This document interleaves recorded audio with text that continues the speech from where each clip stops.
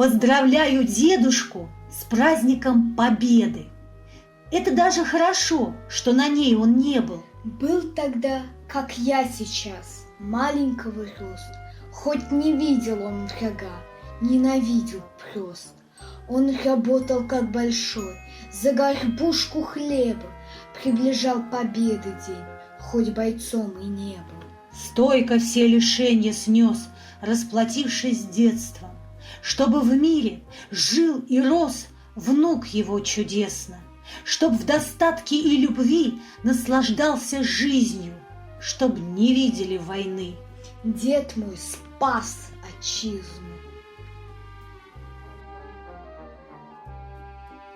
Бабушка надела ордена, и сейчас красивая такая, День Победы празднует она, о войне великой вспоминая. Грустное у бабушки лицо, на столе солдатский треугольник.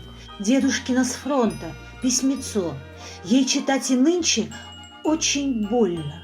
Смотрим мы на дедушкин портрет и разводим ручками с братишкой. Ну какой же это дед?